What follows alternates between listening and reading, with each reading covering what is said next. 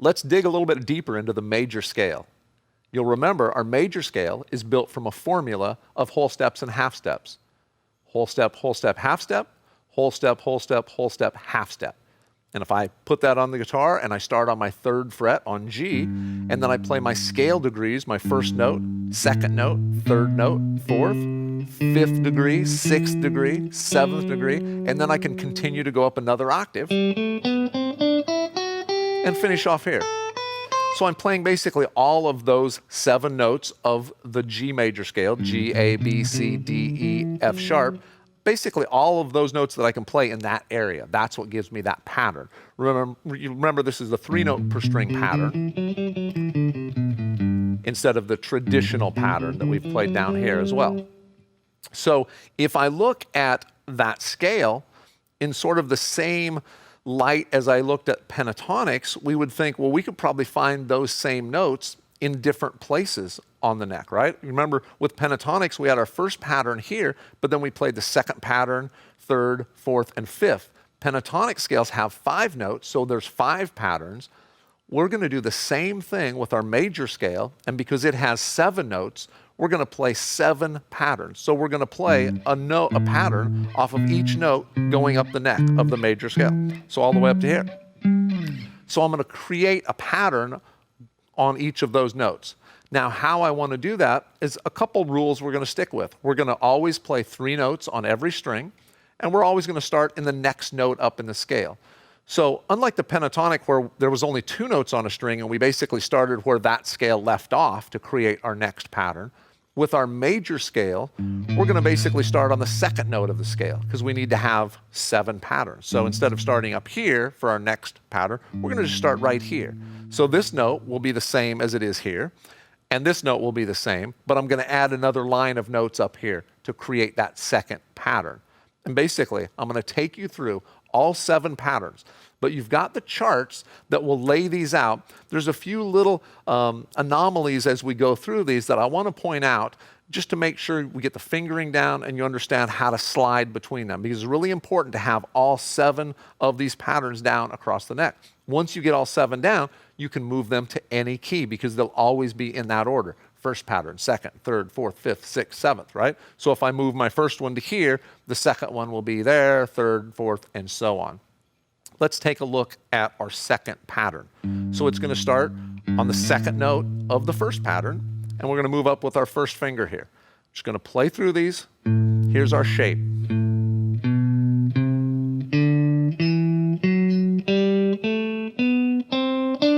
I'm going to shift up here and go 1, 2, 4, 1, 2, 4. Remember, those are fingers I'm talking about, not scale degrees when we're talking about the fingering pattern.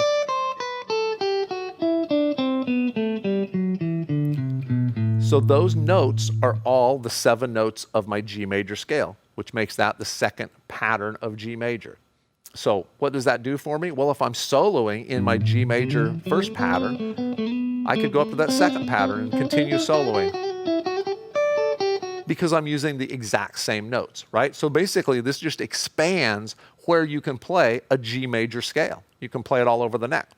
So after our 2nd pattern, our 3rd pattern starts once again on the 2nd note of the 2nd pattern, and it's going to be right here.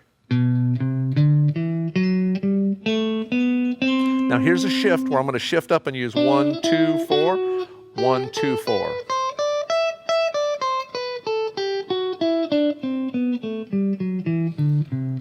Once again, you may see these patterns written out with different fingerings, and they may actually feel more comfortable for you to play in a different fingering. An alternate way to play this one would be like this, and play 1, 3, 4, 1, 3, 4, 1, 3, 4. I play it with 1, 2, 4. Some of these you have to sort of experiment with and get a feel for what feels right to you.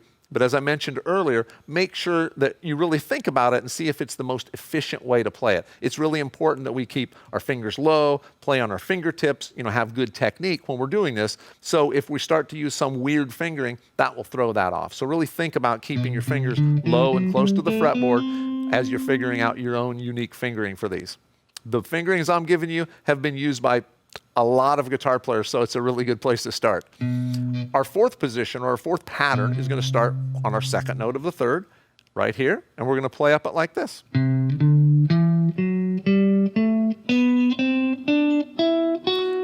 A shift here to 1, and like that.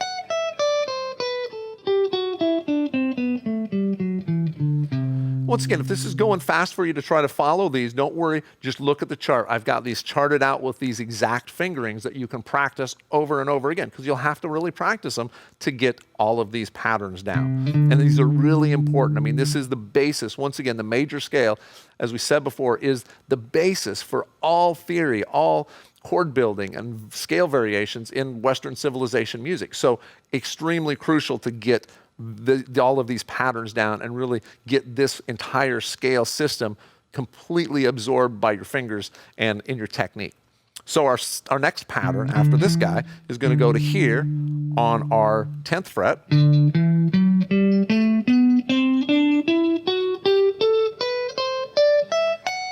Now remember, these notes that I'm playing are just the notes of my G major scale, right? So that G major scale is used everywhere. Next pattern up goes to here.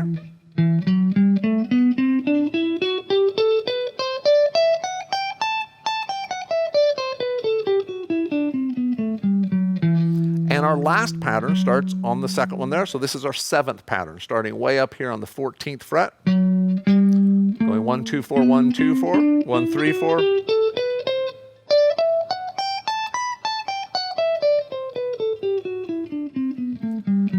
So it's important to think about the fact that G major, if a song is in the key of G major, we could be using any one of those positions. There's so many familiar songs that are in G major. If I play, Joy to the World is right there. If I want to play a little Bach, I could go.